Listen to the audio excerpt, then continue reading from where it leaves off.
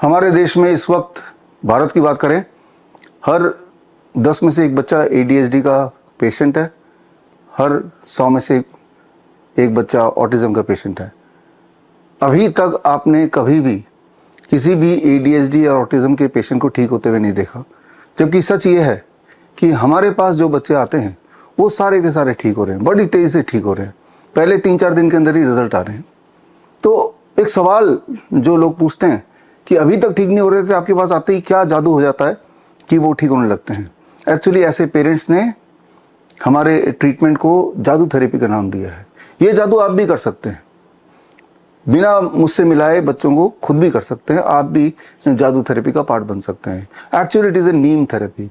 नीम therapy का मतलब यह है कि अगर आपके घर के आसपास या आपके घर में कोई ADHD या ऑटिज्म का पेशेंट है, कोई बच्चा है, तो सिर्फ इतना करना है, उसके बॉडी वेट के अनुसार for every 10 kg of body weight 1 gram of Neem leaf powder.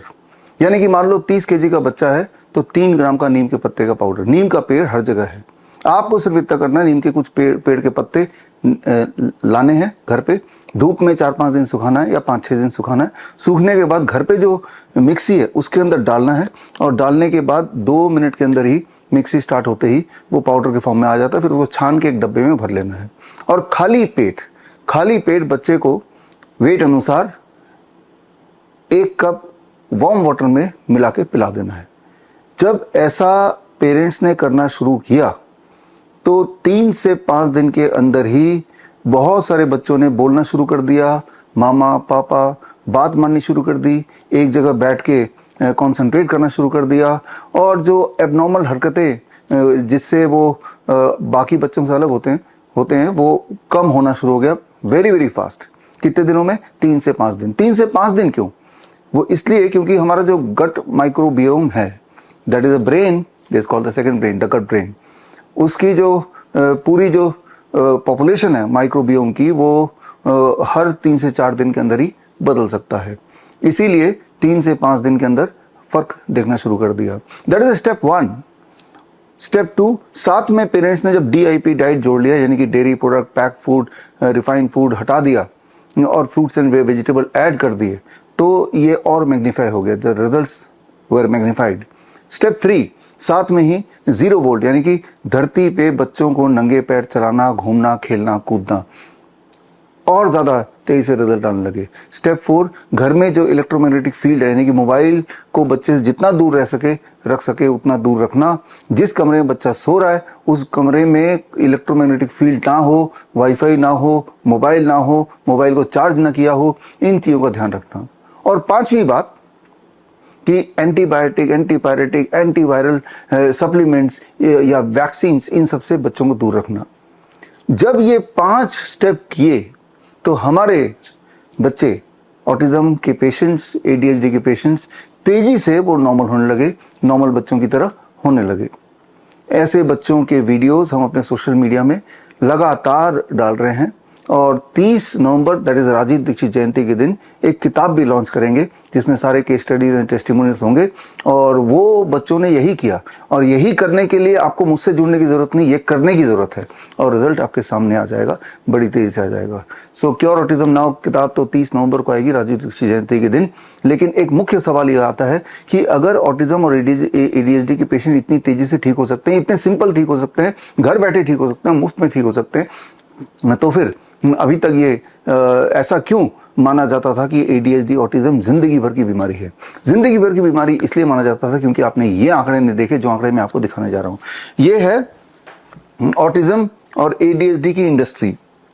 Autism और ADHD के इर्द गिर्द जो व्यापार है, उस व्यापार में जो दवाइयाँ बच्चों को दी जाती है वो लगभग 4000 करोड़ की है, और जो इसकी जो थेरेपीज़ हैं, therapy, speech therapy, rehabilitation therapy, recreational therapy, बच्चों को ठीक करने के नाम पे जो रोज माएँ बच्चों को भेजती है ऐसे सेंटर्स पे जहां ऑटिज्म के बच्चों को ट्रेनिंग दी जाती है, रिक्रिएशन एक्टिविटी कराया जाता है, स्पीच की इम्प्रूवमेंट की ट्रेनिंग दी जाती है, क्या उससे कुछ फ़र्क पड़ता है? कितना फ़र्क पड़ता है? इस बात को समझने के लिए आप ये समझिए, याद कीजिए, मेरे बचपन में मुझे याद है कि गोरा होने का शौक सबको था, मेरे छोटे भाई को भी था, और गोरा होने के लिए क्रीम फेयर एंड लवली मेरा भाई तो अभी तक लगाता होगा। लेकिन अभी भी थोड़ा भी गोरा नहीं हुआ। जिस प्रकार गोरे होने के जो क्रीम है उसको लगाने से ये एहसास होता है शायद कि इस दिन मैं गोरा हो जाऊंगा, लेकिन वो दिन कभी नहीं आता। ठीक उसी प्रकार ये जो रिहेबिलिटेशन सेंटर्स हैं या स्पीच थेरेपी सेंटर्स है या ADHD और ASD ऑटिज्म के इर्द गिर्द जो थेरेपी सेंटर्स हैं उनका जो टोटल व्यापार अगर आप देखें दैट इज ये 3,23,000 करोड़ से ऊपर है और ADHD का 44,000 करोड़ से ऊपर है।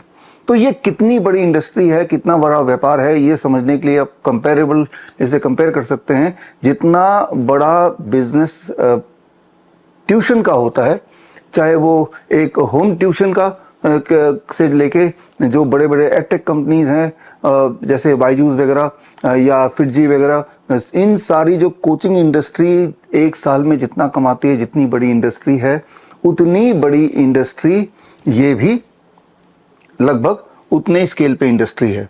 तो समझ सकते हैं कितना बड़ा व्यापार है। ये व्यापार सिर्फ इस बात पे टिका हुआ है कि ADHD और ऑटिज्म के बच्चे जो है वो कभी ठीक ना हो, वो ऐसी हालत में रहे जिंदगी भर, इसी पे टिका हुआ है। जबकि सच्चाई ये है ये बड़ी तेजी से ठीक हो सकता है। ठीक होने के लिए वो 5 स्टेप मैंने आपको बताए।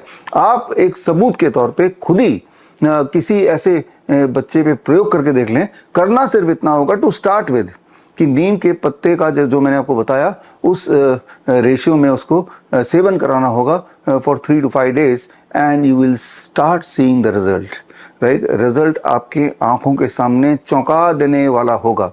तो खैर इसी वीडियो में आगे ऐसी एक माँ से मिलते हैं, जबलपुर की MP की रहने वाली माँ, और उसकी व्यथा आप ध्यान से सुनिए और ये भी सुनिए जब उस माँ ने अपने 7 साल के बेटे ऐश्वर्या को यही सब कुछ कराना शुरू किया। आधा अधूरा, पूरा भी नहीं, ठीक से नहीं, क्योंकि सिंगल पेरेंट के लिए सारा कुछ कराना या किसी भी छोटे बच्चों से सारा कुछ करवाना थोड़ा मुश्किल हो जाता है। आधा अधूरा करने के बाद भी कुछ दिनों के अंदर जो फर्क आया वो इमोशनल कहानी अपनी जुबानी सुना रही है। देखिए इस वीडियो के अंदर। मिलते हैं उस माँ से। हेलो मैम, मैं ऐश्वर्य की मॉम बोल रही हूँ। जब मेरा बेटा पैदा हुआ था तब मतलब 2 दिन बाद उसको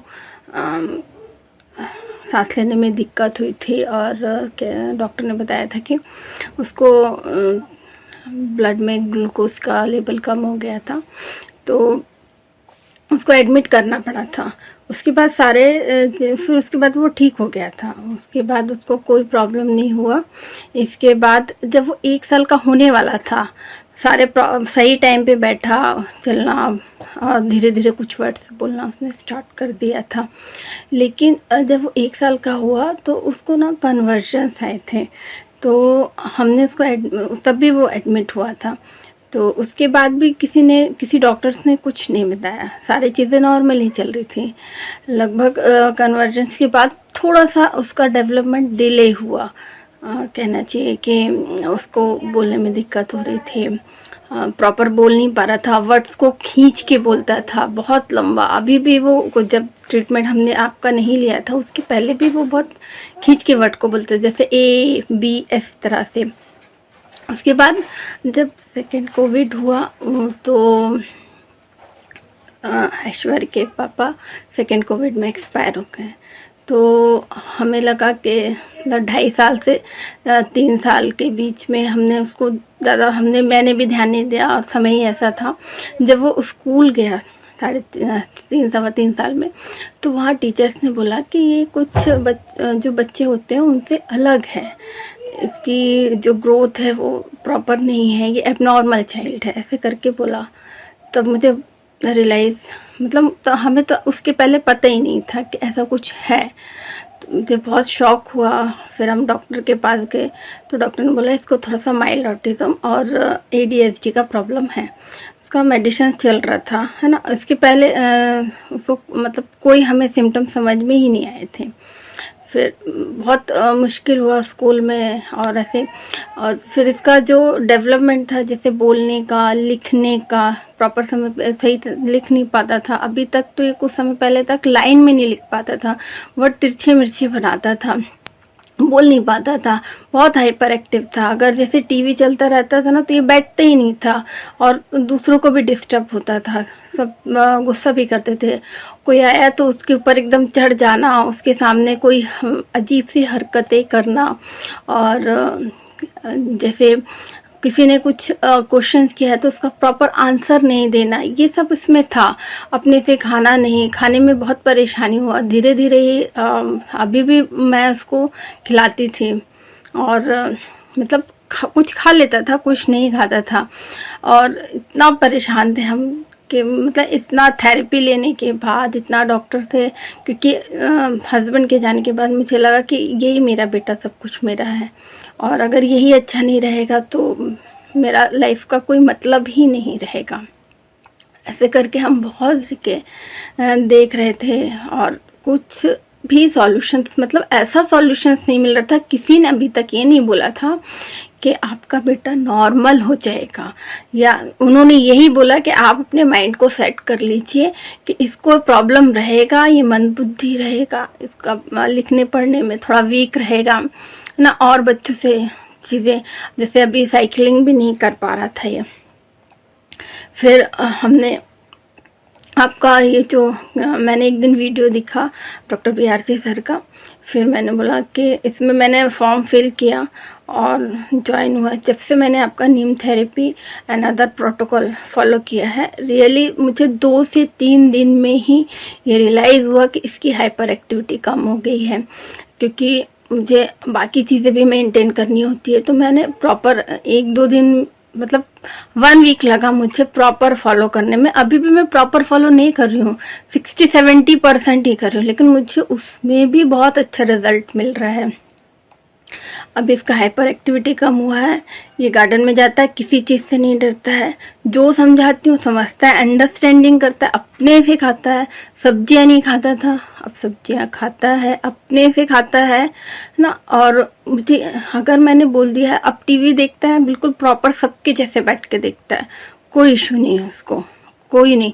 अगर कोई आया है तो मैंने उसको बोला, और जो उसका वर्ड था खींच के बोलने का, कि जैसे ए बोल रहा है, बी बोल रहा है, और लिखने में भी इसका हैंड राइटिंग जो है वो प्रॉपर हो गया है अभी।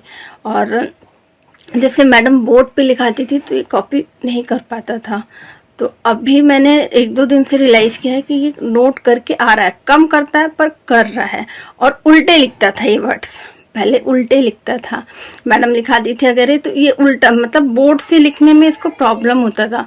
तो हमने आई स्पेशलिस्ट को भी दिखाया इसके लिए, पर कोई रिजल्ट नहीं। मैंने 2 महीने से ये चश्मे का भी यूज़ कर रहा है, मेडिसिन का भी यूज़ कर रहा है, पर मुझे लग रहा था कि कोई इम्प्रूवमेंट नहीं हो रहा है। लेकिन अभी ये बोर्ड से लिख के आ रहा है, प्रॉपर लिखता है, लाइन में कोई दिक्कत नहीं होती है, और वर्ड्स को बहुत अच्छे से अब बोलने लगा है।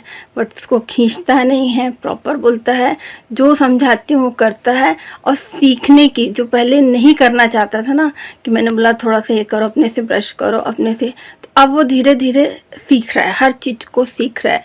तो मुझे पूरा विश्वास है कि आने वाले कुछ समय में अगर मैंने सब कुछ अच्छे से फॉलो किया तो कुछ दिन में ये सब कुछ करने लग जाएगा। और मैं बता नहीं सकती सर एंड मैम, मैं कितनी मतलब खुश हूँ, क्योंकि मेरे माइंड में हमेशा ये टेंशन रहता था, मैं हमेशा टेंस्ड रहती थी कि पता नहीं मेरा बेटा कभी ये सारी चीज़ें कर पाएगा कि नहीं, नॉर्मल लोगों की तरह कर पाएगा कि नहीं। Thank you BRC sir and thank you Namita ma'am, जो आप लोगों ने ये प्रोटोकॉल चालू किया है, और पता नहीं कितने लोगों की हेल्प हो रही है, मेरी तो हेल्प हुई है। Thank you ma'am. बड़ी से बड़ी बीमारी का आसान से आसान इलाज घर बैठे ही हो सकता है। अधिक जानकारी के लिए कांटेक्ट करें nearest doctor BRC clinic @home।